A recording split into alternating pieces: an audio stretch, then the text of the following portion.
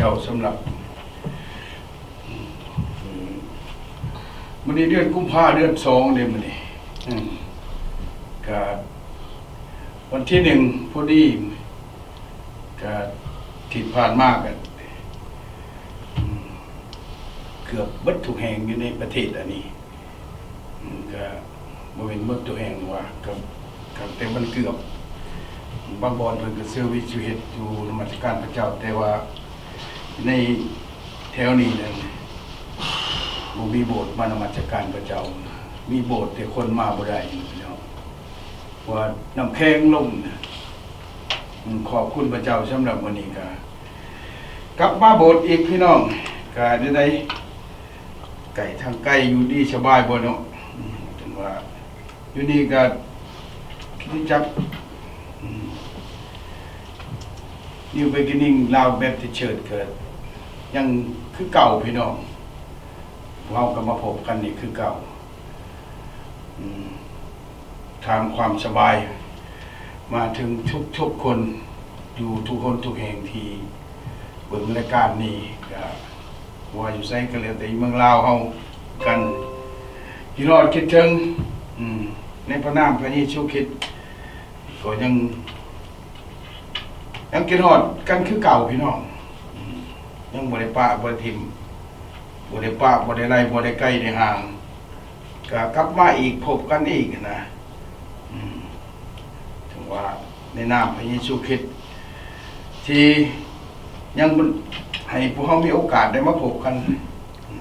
ในวันอาทิตย์หรือถามว่าคือก็มีโอกาสก็ได้พบกันในวันธรรมดาขอบคุณพระเจ้าพี่น้องถึงว่า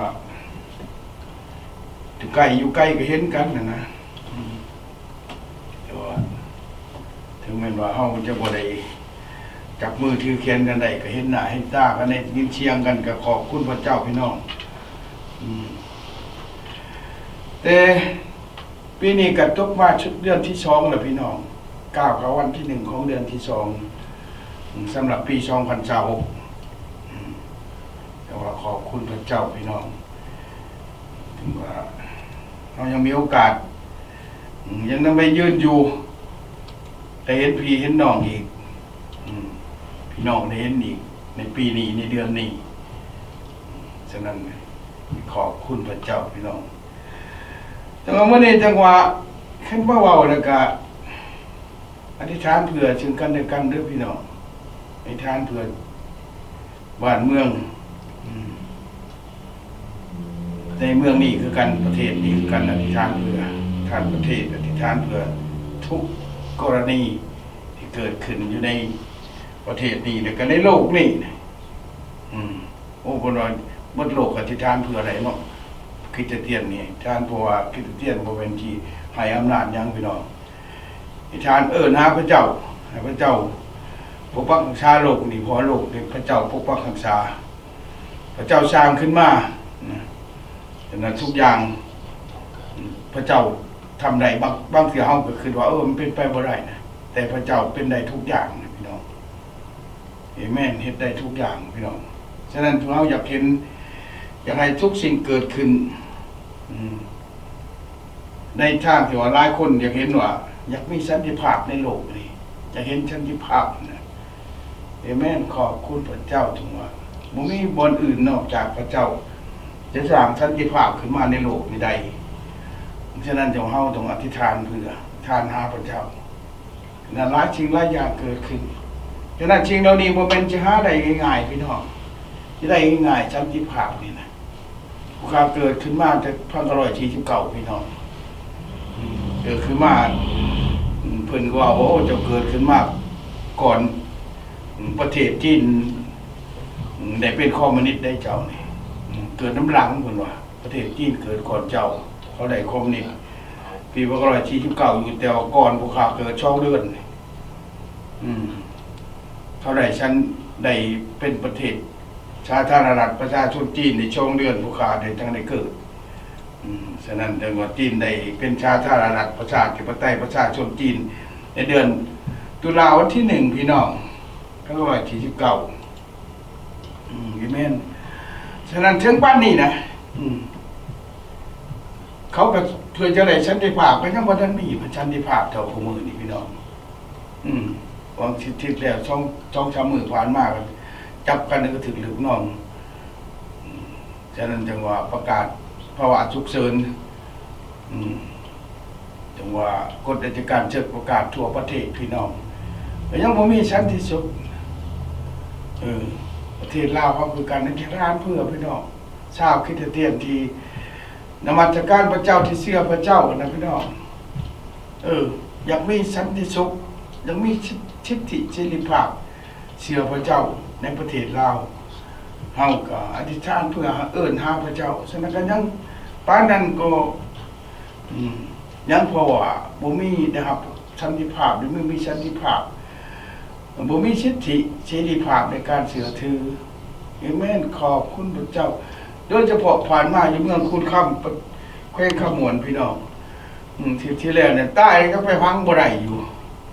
เป็นคริสเตียนพี่น้องอันนี้แหละพี่น้องย้อนหยังย้อนคนบ่ทันได้เขาบ่มักสันติภาพพี่น้องไอ้นั่นอยู่แขวงชลวันมากเพื่อนเพศานแม่นขอบคุณพระเจ้าเมืองพิณแขวงชนเขตเป็นอะไรพี่น้องย้าขอบคุณอีกอันนี้ละจังหวะเขาชอบสันติภาพในโลกมันชอบยาก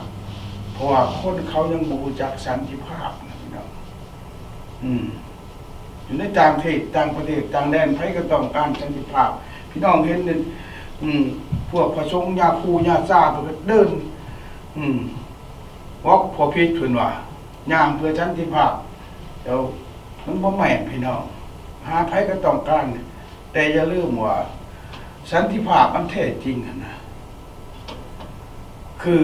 พระเจ้าพี่น้องถ้าบ่มีพระเจ้านะบ่มีสันติภาพมันแท้จริงก็คือองค์พระเยซูคริสต์ผู้ทรงประสงค์อยู่ผู้เพิ่งมาบังเกิดในโลกนี้นะผู้จึงเป็นต้นแห่งสันติภาพที่เกิดขึ้นบนโลกนี้นะเอเมนขอบคุณพระเจ้าภายแลมุ้ยไผนอกจากพระเยซูคริสต์เพราะพระเจ้าเป็นธรรมะนั่นแหละเฮ็ดให้เฮามีความสงบสุข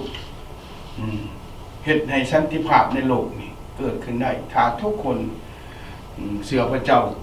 แล้วก็มีจิตใจแบบธรรมะหักพระเจ้าชุดอกชุดใจนั่นฉะนั้นแต่ว่าบ่มีการขาพันกันแทงกันบ่มีหยังบ่มีการอิจฉาบังเบียดกันหยังและสันติภาพที่เกิดขึ้นในโลกนี้เอเมนขอบคุณพระเจ้าพี่น้องฉะนั้นแต่ว่าโลกนี้ต้องการสันติภาพฉะนั้นแต่ว่าแต่บ่เชื่อพระเยซูคริสต์อันนี้มันก็ยากนะฉะนั้นแต่ว่าองค์พระเยซูคริสต์นั่นเป็นองค์สันติราชฉะนั้นพี่น้องมีพระคัมภีร์ในเอเฟโซบทที่2ข้อที่14แต่พี่น้องเปิดเบิ่งในพระคัมภีร์แต่ว่าในพระคัมภีร์ได้กล่าวไว้คือเพิ่นได้บันทึกไว้ว่าพระเจ้านั่นแหละเป็นองค์สันติราชพี่น้องเอเมนถ้าไผบ่เอาพระเยซูคริสต์นะก็บ่มีสันติภาพบ่มีหายากพี่น้องจะยาก 2,000 5,000 6,000 ไม้ก็บ่เดียวเป็นแสนไม้ก็บ่เดียวนะบ่พอหรอกถ้าบ่พบพระเยซูคริสต์เอเมนขอบคุณพระเจ้าเดี๋ยวนึงว่าเน้นเอเฟโซบทที่2ข้อ14ว่าเพราะว่าพระคริสต์นั้นจะทรงเป็นสันติสุขของเฮาทั้งหลายคือเป็นผู้ทรงกระทำให้ทั้งสองฝ่ายเขาเป็นพวกเดียวกันพระองค์ได้ทรงฮื้อกำแพงที่ขันระหว่างการเป็นศัตรูการถิ่มเสียด้วยพระกายของพระองค์โมทนาสาธุขอบคุณสำหรับทุกสิ่งพระองค์เป็นพระเจ้าพระองค์เป็นผู้ทรงสันติภาพผู้ทรงนำสันติภาพเข้ามาในโลกเป็นองค์พระสันติราชผู้สร้างความสงบสุขผู้สร้างทุกสิ่งขึ้นมาในโลกให้เกิดมีชีวิตให้เฮ็ดในความผิดความถูกการให้การความโกรธ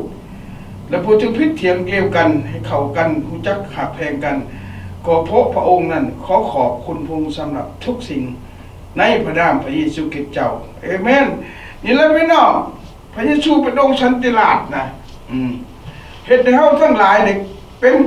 กระทำให้เฮาต้องชอบฝ่ายต้องฝ่ายหยังคือสิ่งที่บ่ดีน่ะอาธรรมก็ชิ้นสมาธรรมให้มันหมดไปในการอาธรรมให้หมดไปแต่เมื่อการอาธรรมเข้ามาอยู่ในชิ้นธรรมหมายความว่า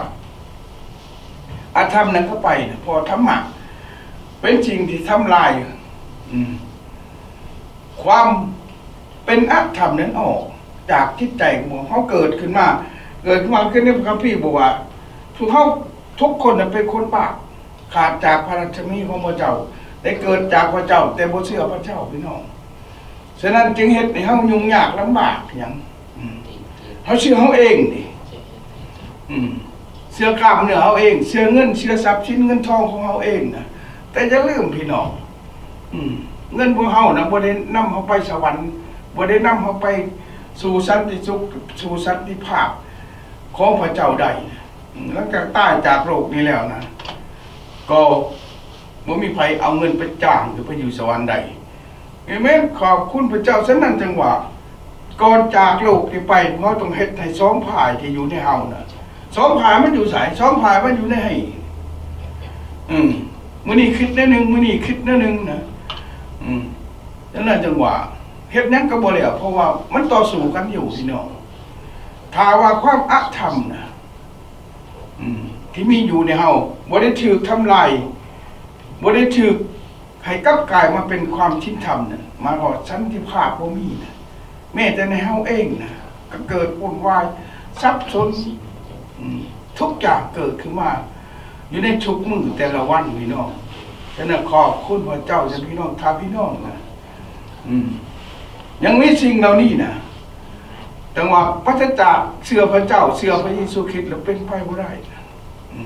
คือการที่ทุกคนว่ามีศีลมีธรรมนะทั้งเฮาเป็นว่าเป็นยังก็แล้วแต่แค่ว่าทางศาสนาพุทธเท่าบนที่เฮาเกิดขึ้นมาก็ว่าหากพระเจ้าทิ้นหาข้อที่เพิ่นบัญญัติไว้นะก็เป็นไปบ่ได้เพราะว่าอันนี้การบัญญัติต้นนี้ไว้ก็เกิดมาจากพระเจ้าคือกันพี่น้องที่มีข้อห้ามแล้วนี่นะมนุษย์ช่างขึ้นมาเพื่อห้ามกันเองนะแต่เอาเฮ็ดบ่ได้นะฉะนั้นมันสิมีสันติสุขบ่มีพี่น้องกินเหล้าเมามันก็เลวกันบ่มีเงินซื้อเหล้าก็เที่ยงกันกับเมียเป็นอะไรอย่างวะผู้หนึ่งหาเงินผู้หนึ่งหาไปซื้อเหล้ามันก็ผิดกันพี่น้องฉะนั้นทั้งๆที่มีบัญญัติไว้ว่าห้ามไว้กินเหล้าไว้กินเครื่องมึนเมาต่างๆหลายอย่างนั่นจังหวะแต่พวกเขาเฮ็ดบ่ได้นะเห็นไหมขอบคุณพระเจ้าพี่น้องอันนี้จังหวะเฮ็ดได้สิมีสันติภาพขึ้นมาได้เพราะในเฮามันก็ต่อสู้กันอยู่แม่ขอบคุณพระเจ้ามื้อนี้มันขี้คร้านลูกแต่วันนอนพุ่นบางคนน่ะมันหนาวบ่อยากไปได้โบสถ์ก็ได้เพราะว่าคิดอยู่แต่ว่าเนี่ยว่าสิไปนี่แต่มื้อนี้มันหนาวได้20 ดีกรีมื้อนี้-8พุ่นเพิ่นว่าอยู่เมืองลาวก็ได้บ่อยากไปแล้วบ่อยากลงหอดเฮือนอันนั้นจังหวะสิ่งเหล่านี้มันขัดกันอยู่นะเฮ็ดในเฮาบ่ได้เป็นเอกราชบ่มีสันติภาพเกิดขึ้นในเฮาฉะนั้นจังหวะมีแต่ว่าพระคริสต์นั้นทรงเป็นสันติสุขของเฮาทั้งหลายคือเป็นผู้ทรงกระทำให้เฮาทั้งสองฝ่ายเป็นพวกเดียวกันใช่มั้ยสองฝ่ายไปได้ใกล้เฮานี่นะมันต้องคิดให้มันไปจิตใจเดียวคือใกล้หักพระเจ้าหักชัตธรรมะบ่แม่นมื้อนี้นะปะไว้ในก่อนจังว่าปลามันไหวหอยมันไหวอยู่นี่ก่อนเฮาเราไปเฮ็ดน้ำใหม่บ่ได้เนี่ยจังว่าเอาความโกรธหายนะหอยไว้แล้วกลับมาจากไปทำดีกลับมาจากทำดีเอาความโกรธหายคืนมาคือเก่าอันนั้นมาเข้ามามันเป็นไปบ่ได้นะฉะนั้นต้องทีมบางอย่างที่เฮาบ่มักที่เฮาไม่ได้เกิดฉะนั้นเฮาต้องการสันติสุขเฮาต้องการความอธรรมต่างๆเอาออกพี่น้องฉะนั้นถ้าบ่เชื่อพระเจ้าบ่เชื่อพระเยซูคริสต์บ่มีความสงบสุขบ่มีการอธรรมคนไปโบสถ์ก็คือยังบ่เห็นมีสันติสุขบ่ไปโบสถ์ซื่อโบสถ์บ่เชื่อบ่มีสิบ่ได้มอบโตบ่ได้บังเกิดใหม่อยู่ในการมาเชื่อพระเจ้าพี่น้องบางคนก็เป็นคริสเตียนก็ เขามาแทงออกนะบ่ท่านมาเกิดมันบ่ท่านใหญ่นะอยู่ในท้องนะมันบ่ใหญ่ครับครบถ้วนบริบูรณ์แล้วแทงออกมันมากมันกับรองจองจ่อยกลขี้ต่อยเล็กไผ่อยู่หั่นล่ะพี่น้องอันนี้คือเป็นทางชั้นนะพี่น้องได้จะมีชั้นเดียวมันบ่มีนะความสงบสุขกับบ่มีมันเกิดขึ้นหัวเป็นทางชั้นจะฮื้อพื้นการเป็นศัตรูการทิ่มเชียความรู้ด้วยพระกายของพระองค์องค์พระเยซูคริสต์ตายบนไม้กางเขนเพื่อหับเอาความทุกสิ่งทุกอย่างที่เฮาที่บ่สมประกอบนำเฮานะแต่บ้านเฮาว่าเฮาเอาให้บ่มีไผละเจ้าให้พระเยซูนะเจ้าสิ่งที่บ่สมประกอบจากเฮานะมอบให้องค์พระเยซูคริสต์เพื่อไปตึงไว้ในบนไม้กางเขนกับพระองค์ในการที่พระองค์เนี่ยมรณภาพหับเอาพิษเอาบาปของเฮาไปตึงไว้ในบนไม้กางเขนมีไผละมอบให้โอ้เสียดายที่สุดแต่ละคนโอ้อยากไปโบสถ์ไปบ่ได้เลยเพราะว่ายังละบาปบ่ได้ว่าย่านบาปหล่นเนี่ยมันอยากมานะพี่น้องคันมาแล้วมันบาปจบไหลพี่น้องแต่แล้วแต่ว่ามื้อนี้นะพี่น้องอันนี้คือถึงว่าแต่พวกเขาต้องการความจริงความมีสันติภาพบ่มีไผต้องการเสียงปืนนะคันได้ยินเสียงปืนก็ปุ๊บคันเขาจะคันฉันก็คันบ่ต้องการสันติภาพก็บ่มาโผล่ฮอดพี่น้องอยากอยู่บ่แล้วไผบ่มีไว้อยากอยู่นะเอเมนขอบคุณพระเจ้ามีความพร้อมมาขึ้นนะจนมาถึงของมื้อนี้นะอันนั้นต้องการสันติภาพในโลกอันนี้นะเมื่อพบกับความสันติสุขแล้วนี่จังนะพวกเฮาก็บ่ยอมทิ่มนะสิ่งที่มีอยู่ในเฮานี่นั่นแปลว่าเฮายังอยู่ในสภาพแบบนั้นนะพี่น้องฉะนั้นถ้าพระองค์ได้ทรงยกเลิกกฎพระบัญญัติที่ให้ถือศีลต่างๆเพื่อจะกระทำให้ทั้งสองฝ่ายเป็นคนใหม่คนเดียวในพระองค์นั้นแหละจึงทรงบันดาลให้เกิดสันติสุขแม่ขอบคุณนะพี่น้องในพระเยซูคริสต์นั่นแหละถ้าพี่น้องเชื่อพระเจ้านะก็เชื่อพระเยซูคริสต์ในพระองค์เนี่ยในพระคัมภีร์ได้บอกไว้ในพระคำทำข่าวประเสริฐได้บอกว่าพระองค์เป็นผู้ซึ่งให้สันติสุขจริงให้เกิดขึ้นในเฮาพี่น้องฉะนั้นจึงว่าพระวจนะของพระเจ้าเป็นสิ่งที่รอเลี้ยงจิตใจของเฮานะเชื่อพระเจ้านะพี่น้องอย่าลืมนะพี่น้องการเชื่อศาสนายังก็แล้วแต่ถ้าพี่น้องบ่มีคำสอนนะ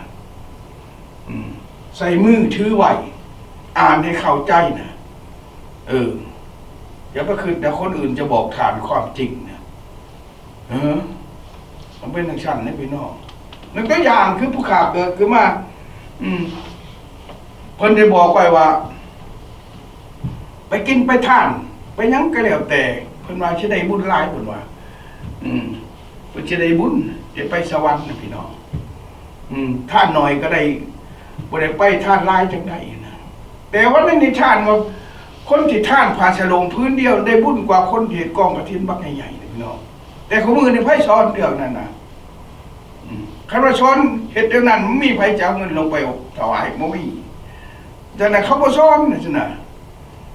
ฉะนั้นสันติสุขจึงบ่เกิดขึ้นในความเชื่อเรานั่นนะพี่น้องอันนี้คือกันถามว่าเชื่อพระเยซูคริสต์นะเพียงเดียวยังพระเยซูคริสต์ต้องการยังนะต้องการยังจากพี่น้องเขาแล้วต้องการสิ่งที่ต้องการเป็นความบาปเลยพี่น้องโอ้แต่ว่าสิ่งเหล่านี้นะคนเสียดายที่สุดนะพี่น้องมนุษย์เฮาเสียดายที่สุดที่อยากเอาความบาปเหล่านี้นะให้องค์พระเยซูคริสต์เพื่อแลกกับสันติภาพที่เขาต้องการว่าจำเป็นนี่พี่น้องจะอดเข่าอยากป่าจะ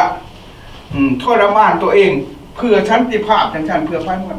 บ่ต้องการแน่นั้นเพียงแต่เชื่อพระเยซูคริสต์รับเอาองค์เป็นพระผู้โปรดให้พ้นบังเกิดใหม่ในนามของพระเยซูคริสต์ท่านก็ได้รับสันติภาพแล้วนะเอเมนขอบคุณพระเจ้าฉะนั้นพระองค์นั่นแหละด้วยพระกายของพระองค์เฮ็ดให้เฮาทั้งสองคืนดีกันในพระเจ้า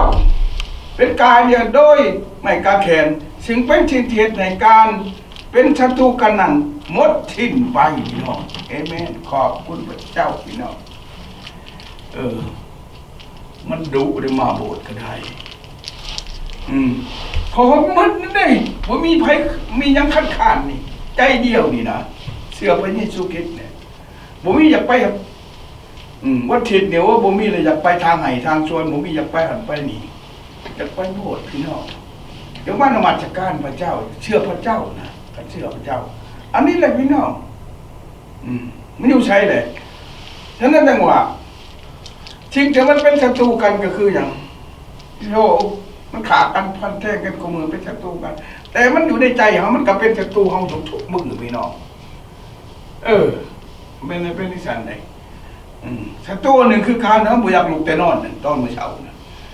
มันเอาอยู่มันเป็นศัตรูเขาเด้มันบังคับว่าบุไปดอกโบสถ์มันนี่ดาดอกเธอหนาจะไปเจกันเก่าเนาะมันนี่นอนจะก่อนมันเป็นอย่างนั้นแต่มันเป็นศัตรูเขาอยู่นะถ้าเขาเชื่อไปในทุกข์เอาจริงเอาจังไว้วางใจเน้นเป็นเจ้าไปหนาวก็ไปชโนก็ไปเอเมนขอบคุณพระเจ้านี่แหละพี่น้อง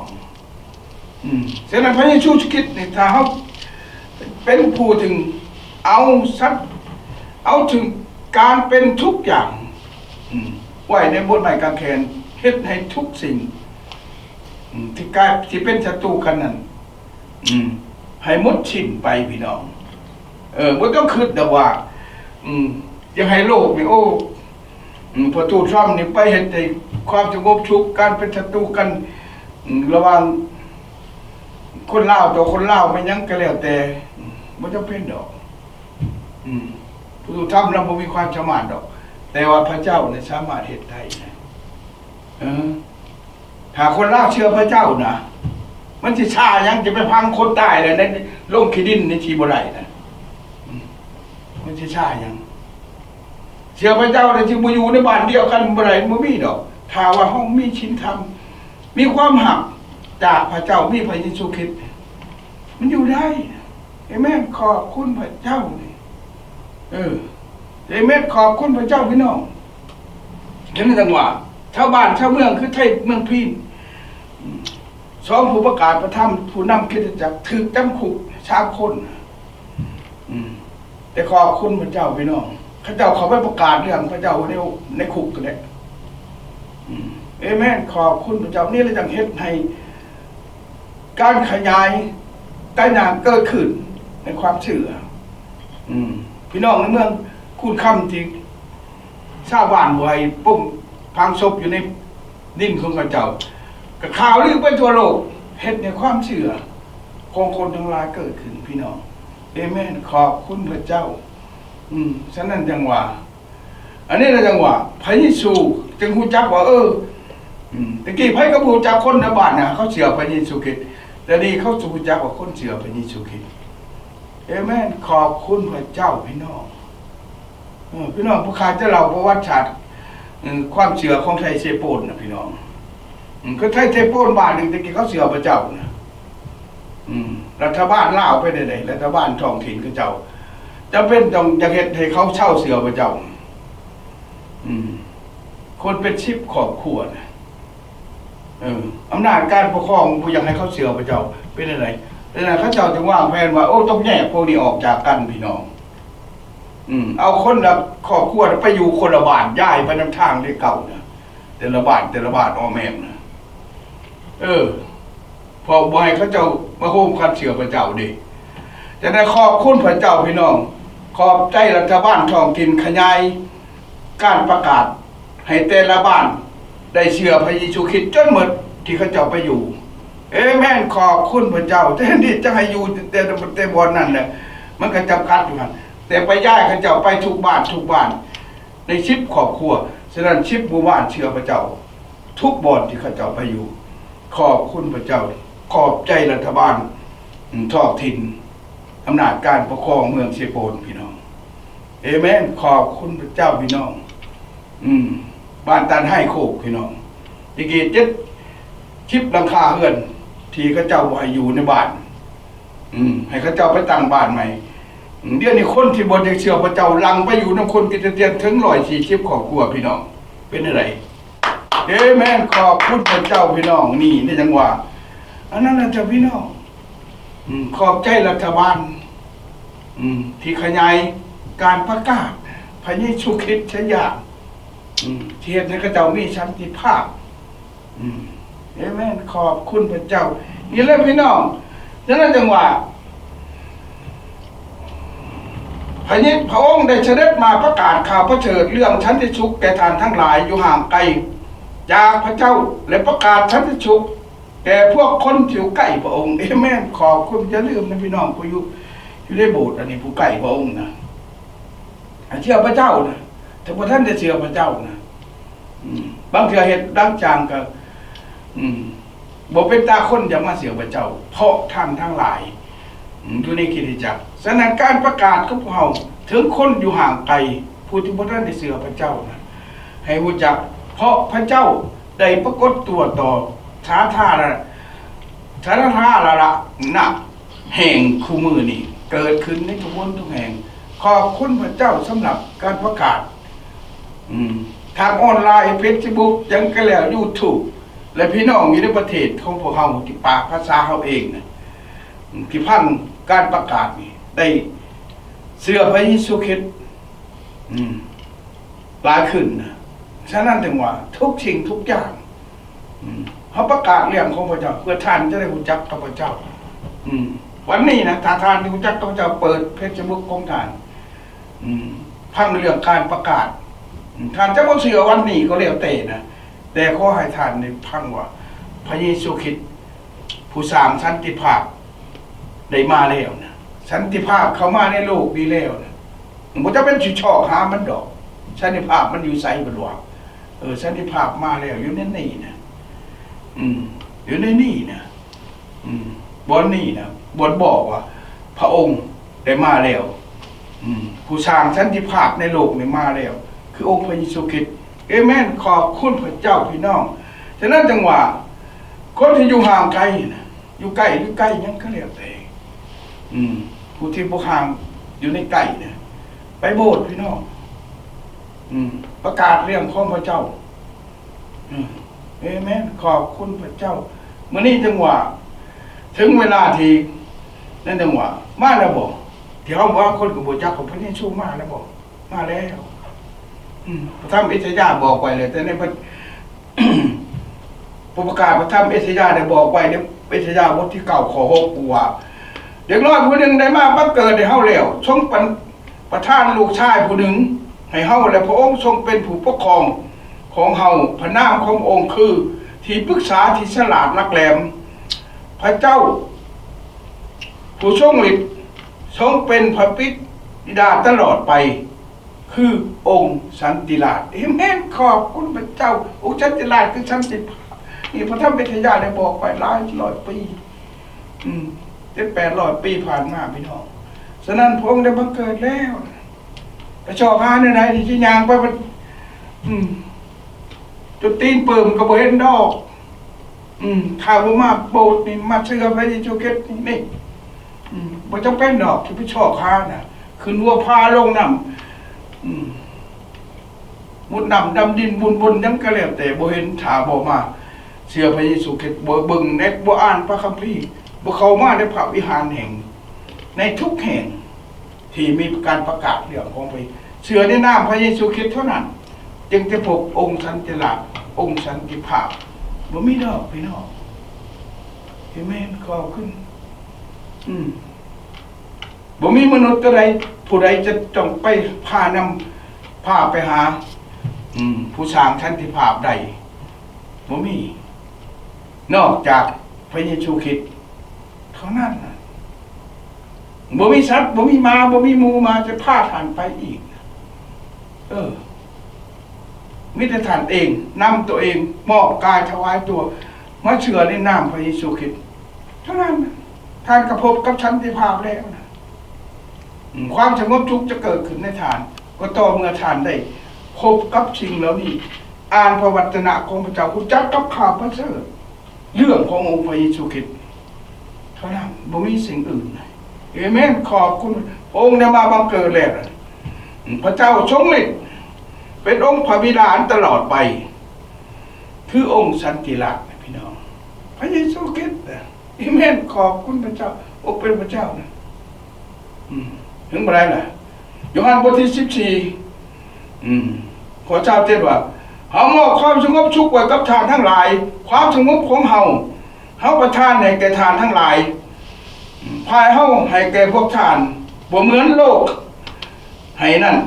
อย่าให้ใจของขานวุ่นวายไปและอย่าทุกข์ย่านบ่ต้องย่านนะพี่น้องคนลาวบ่ต้องย่านนะพี่น้องเสือไปในชีวิตคุณบ่ต้องย่านนะถึงมายังก็แล้วแต่ตัดสินใจเสือไปเยซูคริสต์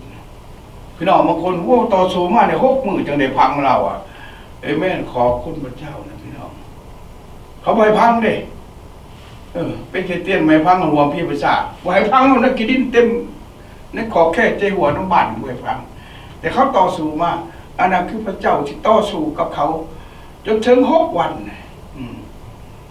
เอเมนขอบคุณพระเจ้าถ้าใกล้6ไปนะพี่น้องเลข6เป็นเลขที่อันตรายที่สุดในพระคัมภีร์หอด6 วันถ้ามันบ่ผ่านนะผู้ที่ต่อสู้กับพระเจ้าจะต้องเกิดมีปัญหา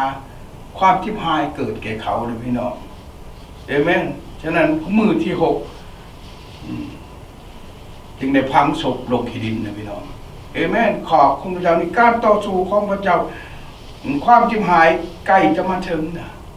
ฉะนั้นผู้ที่คัดความการความเชื่อในพระเจ้า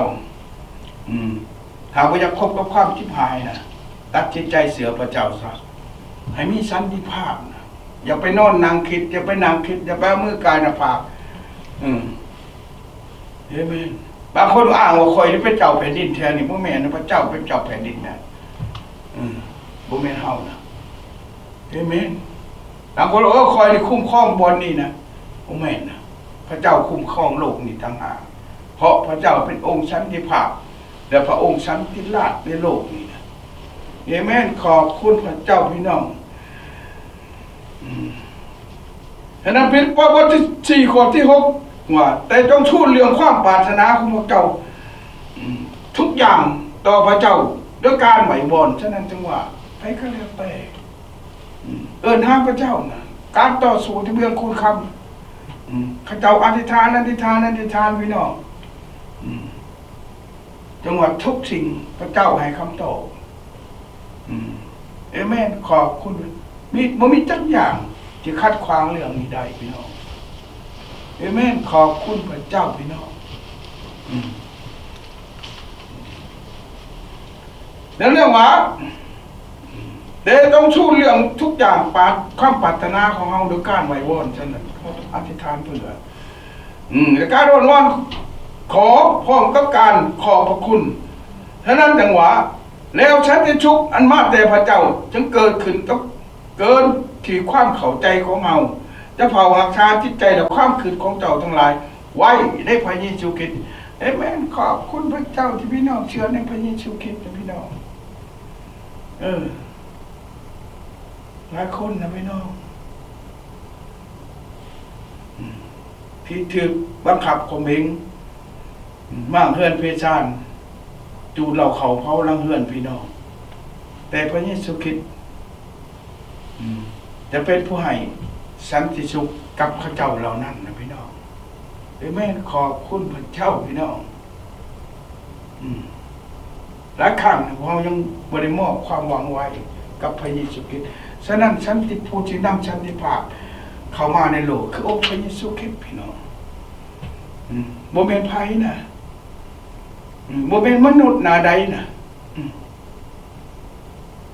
เอเมนหลายคนก็เฮ็ดเพื่อสันติภาพมีแล้วการที่อยากเพื่อสันติภาพก็คือการที่เขามาเชื่อพระเยซูคริสต์เท่านั้นผู้จักกับพระเจ้าพวกนี้นะเวลาจะมีสันติภาพได้เอเมนขอบคุณพระเจ้า ดังนั้นว่าจะไหนก็แล้วแต่พี่น้องถ้าหากว่าโลกนี้ยังปราศจากการทุกคนเข้าใจเรื่องธรรมะเป็นไปบ่ได้ในการที่จะ สงบศึกสงครามมันยังก็เรียกแต่ฉะนั้นสิ่งเหล่านี้มันเกิดขึ้นได้นะเพราะว่าการที่บอกไว้ในพระคัมภีร์ก็ได้บอกไว้แล้วนะความหักของคนในเวลานี่มันเย็นลงนะมันไม่มีความหักคือเก่านะมาเบิ่งสภาพการทุกวันนี้บ่ว่าภายในบ้านเฮาเมืองเฮาก็แล้วแต่แต่ก่อนในสมัยก่อนนะเพื่อนจุกกันสร้างต่อกันแบ่งทุกแก่ถ้วยแบ่งแกงแบ่งยังกันอยู่กันกินผู้นั้นได้พักผู้หนึ่งได้ปนมาแบ่งปันกันกินพี่น้องแต่คู่มือนี่เด้ย่างกินอยู่คนหนึ่งนั่งหิวอยู่กับบ่ให้กินนี่พี่น้องบ่ต้องว่าแบ่งพักแบ่งแกงแต่ละเฮือนต่างกันกินบ่มีความหักมันเย็นลงหมดแล้วพี่น้องมีแต่ความโลภความปรารถนาสวดสาลามกเกิดขึ้นในทุกคนทุกแห่งพี่น้องฉะนั้นเห็นได้มันจะมีชั้นที่ภาพเกิดขึ้นได้พี่น้องมันเกิดขึ้นเมื่อไรนะความโลภความโกรธอยากได้ของผู้อื่นนั้นเกิดเป็นจอมนะพี่น้องแต่ผู้อื่นอยากได้น้ำเฮ้านะฮะเชื่องยกไปยังไห้นะพี่น้องแม่ขอบคุณพระเจ้าพี่น้องฉะนั้นจังหวะเบื้องภาพพี่น้องบ้านเมืองเขาเจ้ามีชั้นที่ภาพมีชั้นที่ชุดทางโบสถ์นี่มีแต่แก๊สมากันชิคกี้นี่พี่น้องประกาศในเฟซบุ๊กการออนไลน์คนเมาไปยังบ่หมดพี่น้องฉะนั้นจังหวะเมื่อนี้นะอันนั้นคือความหักที่เขาเจ้ามีอยากให้คนอื่นได้กินได้อยู่คือเฮานะคือกันนะฉะนั้นจังหวะเมื่อนี้ในจังหวะเป็นวันที่เขาประกาศเรื่องของพระเจ้าฉะนั้นจังหวะพวกเฮาต้องเฮ็ดทุกอย่างจริงที่เฮาฮู้ผู้ประกาศประจำทั้งหลายนะสิใช้ก็แล้วแต่เฮาฮู้นั่นใดเรื่องของเพิ่นสิประกาศพี่น้องให้คนทั้งหลายได้รู้จักประกาศในบ้านเฮาเมืองว่าเฉพาะภูเขาเว้าหลายกันเว้าเฉพาะบ้านเฮาเองเมืองเฮาเองอยากให้คนลาวเฮาได้เชื่อพระเจ้าญาติพี่น้องทางเชื่อพระเจ้าพี่น้องเชื่อพระเจ้าเอาความจริงไว้ในใจเนี่ยนะจะบ่สูญหายไปเรื่องพี่น้องขอเงินก็ขอไปใช้ก็มาจ่ายก็หมดนะแต่จริงที่ภูเขาไม่ให้จริงที่บ่หมดจักเทื่อคือพระเยซูคริสต์อยากให้ทุกคนไผก็แล้วแต่ที่ฮู้หน้าแล้วบ่ฮู้ใจนะให้เชื่อพระเยซูคริสต์เชื่อคำปากที่ภูเขากำลังประกาศสิ่งที่ภูเขาให้นะจะบ่หมดจากใจของพี่น้องจักเทื่อถ้าพี่น้องขอเงินนะขอมือได้เก่าให้มือนั้นแต่ว่าจ่ายมืออื่นก็หมดนะพี่น้องแต่วันนี้ผู้ขาชงเชิงพี่น้องทุกคนอยากให้ได้คือผู้ขาได้อยากให้มีคือผู้ขามีคือพระเยซูคริสต์องค์สันติราชผู้ที่ให้สันติภาพความสงบสุขแก่จิตใจและแก่โลกนี่นะและทานได้บริทานจะบ่หมดจักเถื่อนะกินบ่ปกจกบ่ลงพี่น้องเห็นไหมขอบคุณพระเจ้าสร้างลูกปุ๊กขึ้นอีกได้ไม่ใช่ไหนอันนี้จังหวะคือเรื่องของพระเยซูคริสต์ฉะนั้นจังหวะสันติภาพจะเกิดขึ้นก็ต่อเมื่อว่าเฮาหักพระเจ้าหักธรรมะหักความจริงถ้าเขาปฏิเสธความจริงเมื่อไรนะความคิดทั่วหลอกลวงเขามานะมันหลอกเขาตัวเองตัวว่าจะหลอกผู้อื่นเนี่ยหลอกเขาเอง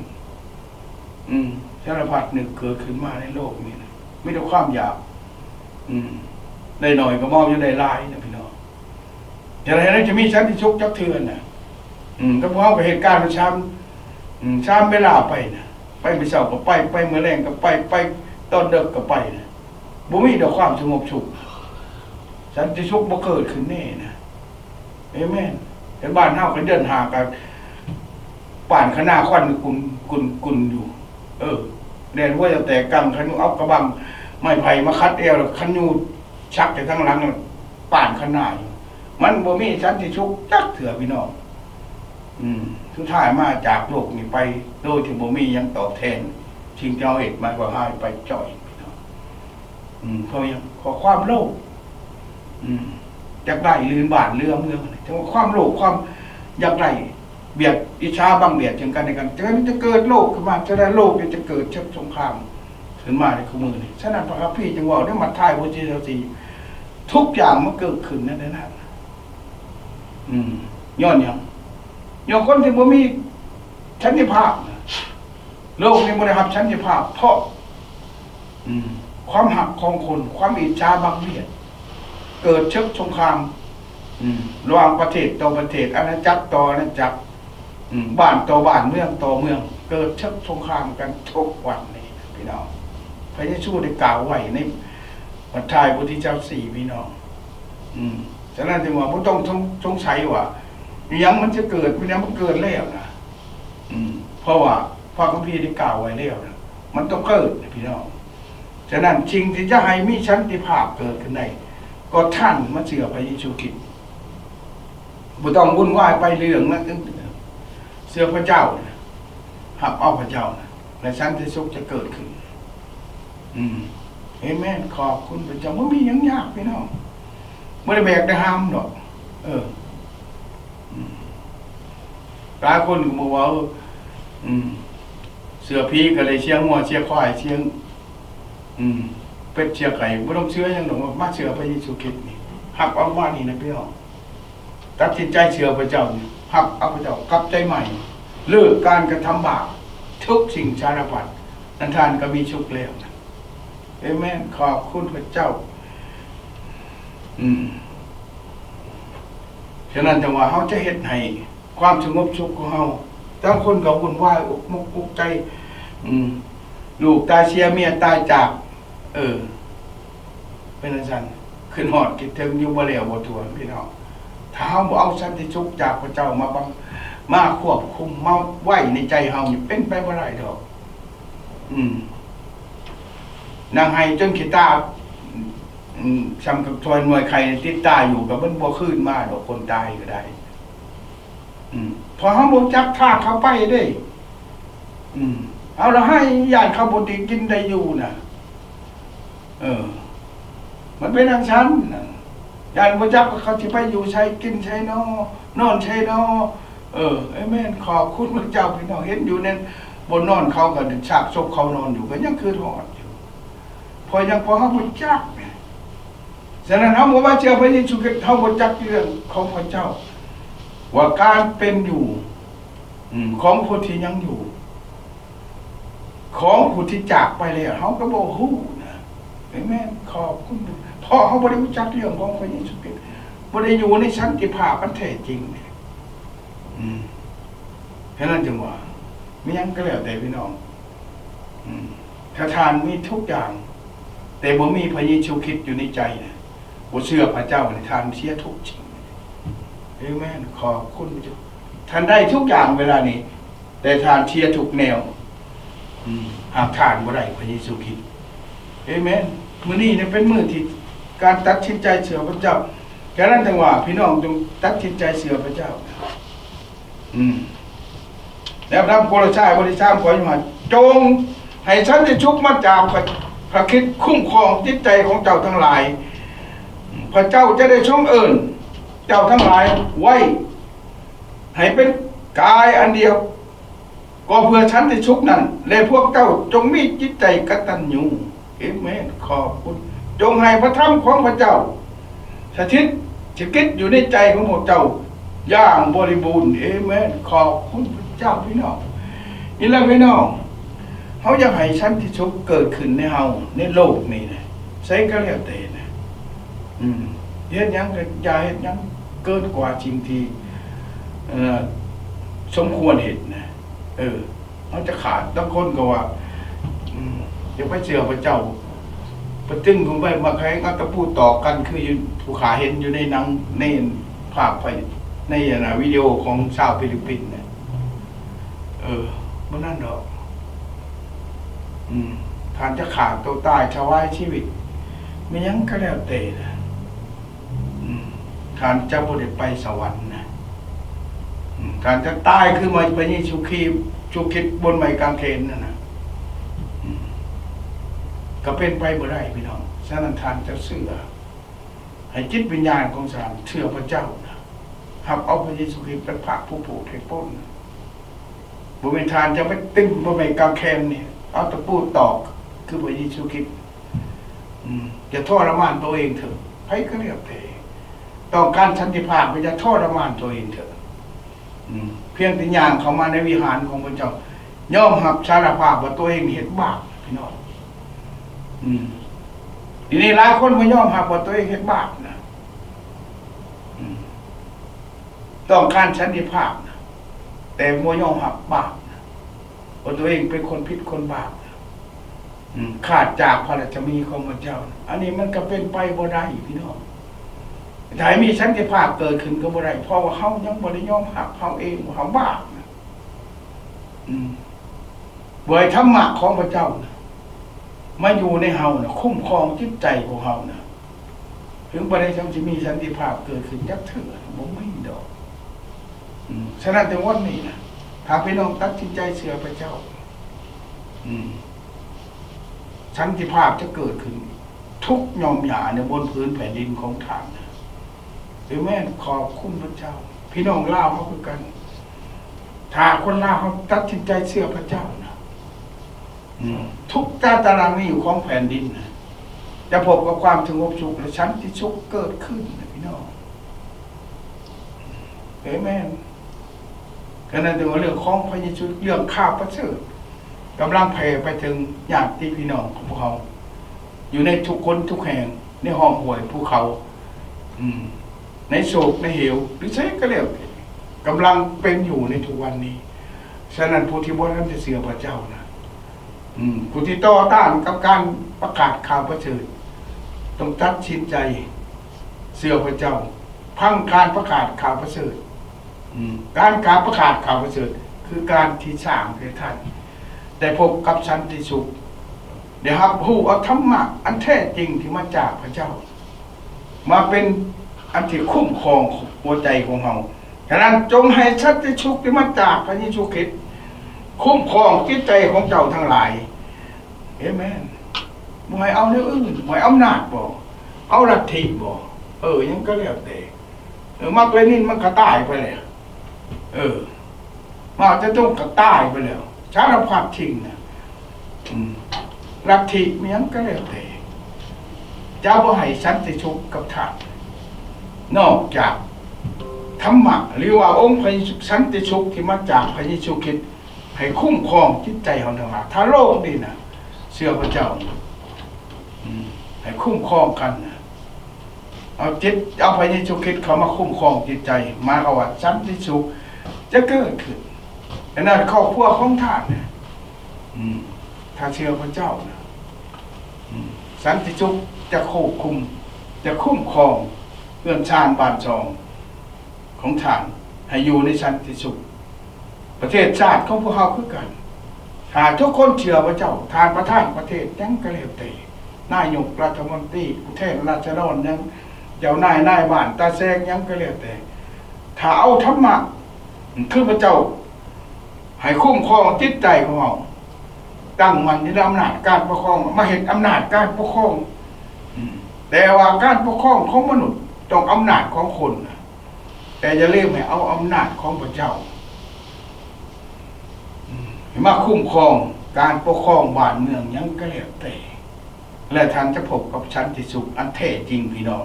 ขอบคุณพระเจ้าสำหรับจงให้พระธรรมของพระเจ้าสถิตอยู่ในใจของพวกท่านอย่างบริบูรณ์พี่น้องแม่นจะว่าย่าพวกท่านปอดของกินลงใส่กระโปงกระปองแล้วท่านมีบุญบ่แม่นเด้อแต่ว่าอย่าลืมให้ธรรมะของพระเจ้าตรงสถิตอยู่ในฐานทั้งหลายใครก็เรียกได้นะท่านที่เชื่อพระเยซูคริสต์ก็ตามนะบ่เพียงแต่ว่าท่านมาโบสถ์แต่ท่านเป็นคนเป็นผู้เชื่อพระเจ้าเป็นผู้มีพระพรนี่ยังก็เรียกได้แม่นนะพี่น้องออกจากโบสถ์ท่านก็ต้องมีขอให้ธรรมะเอาสันติสุขที่มาจากพระเจ้านะคุ้มครองท่านตลอดไปในทุกคนทุกแห่งที่ท่านไปนะแม่นขอบคุณพระเจ้าสำหรับมื้อนี้เลยพี่น้องปีใหม่โอกาสเข้ามาเดือนที่2แล้วนะ หลายปีเลยนะพี่น้องรอถาชันติภาพรอถาสิ่งที่เขาต้องการมาจนสิเฒ่าหรือจนสิจากโลกนี้ไป ยังบ่เห็นนี่พี่น้องยังชอบหาอยู่นะแต่เมื่อนี้นะบอกความจริงนะอย่าให้กลายไปเป็น2027นะแต่วันนี้เป็นวันของท่านนะตัดสินใจเชื่อพระเจ้านะหับเอาพระเจ้าก่อนจากโลกนี้ไปถามว่าเชื่อพระเจ้าตายจากโลกนี้ไปออกจากโลกนี้ไปนะคนที่ยังอยู่เสียดายนะพี่น้องเสียดายไปเสียดายผู้ยังห้องไห้พี่น้องห้องไห้นะคนที่ตายอันฉะนั้นจึงว่าคือฮอดผู้ตายเสียดายผู้ยังยังอยู่นะตัดสินใจเชื่อพระเจ้านะเพราะเฮาผู้ประกาศเรื่องของพระเจ้าคิดถึงหรือคิดฮอดและสิได้ทุกทางที่บ่ท่านรู้จักกับสันติภาพที่มาจากองค์พระเยซูคริสต์พระองค์นั่นแหละเป็นผู้คุ้มครองโลกนำเอาสันติสุขคือพระองค์เป็นองค์สันติราชที่อยู่กับโลกนี้ไปตลอดนับตั้งแต่วันเกิดโลกขึ้นมาจนถึงวันสิ้นสุดของโลกนี้แต่พระเจ้ายังอยู่คือพระองค์เป็นผู้ที่นำสันติภาพอันแท้จริงเข้ามาในโลกนี้ฉะนั้นท่านยังก็เลยอยู่ไสก็แล้วแต่ตัดสินใจเชื่อให้รับเอาองค์พระเยซูคริสต์นับแต่วันนี้นะอย่าไปลงไหลไผ่พันนำจังเรื่องอื่นสันติภาพจะบ่เกิดขึ้นนอกจากทางเชื่อพระเยซูคริสต์โมทนาสาธุขอบคุณสำหรับทุกสิ่งสรรเสริญพระเจ้าขอบคุณสำหรับทุกสิ่งสำหรับวันนี้สันติภาพจะเกิดขึ้นก็ต่อเมื่อว่าท่านได้รู้จักกับองค์พระเยซูคริสต์องค์พระเยซูคริสต์เป็นองค์สันติราชเป็นพระผู้โปรดให้พ้นเป็นพระเจ้าเป็นพระธรรมอันทรงฤทธิ์ที่มาจากพระเจ้าที่เฮ็ดให้ทุกคนได้บังเกิดใหม่ก็พอพระธรรมอันทรงฤทธิ์ของพระองค์ขอบคุณพระเจ้าองค์เป็นธรรมะอันแท้จริงพระองค์เป็นผู้พิทักษ์รักษาปกปักรักษาทั้งโลกนี้และโลกหน้าพระองค์เจ้าขอบคุณสำหรับทุกสิ่งขอให้พระนามของพระองค์จงปกปักรักษาคุ้มครองประเทศสหรัฐอเมริกาปกคุ้มครองประธานประเทศของประเทศนี้พระองค์เจ้าขอบคุณสำหรับทุกสิ่งสำหรับคนลาวเฮากันขอพระองค์จงสถิตอยู่กับข้าเจ้าให้ไพ่บาปกับทุกคนขอพระองค์จงนำข้าเจ้าได้มาเชื่อพระเจ้าได้เข้ามาในพิหารนมัสการพระเจ้าขอให้ทุกสิ่งกิเลสตัณหาที่เกิดขึ้นกับทุกคนได้พบกับการล่างจากอำนาจและพระธรรมอันทรงฤทธิ์สันติภาพอันแท้จริงที่มาจากพระเจ้าคือองค์พระเยซูคริสต์จงสถิตอยู่นำทุกคนในพระนามพระเยซูคริสต์เจ้าเอเมนขอบคุณพระเจ้าพี่น้อง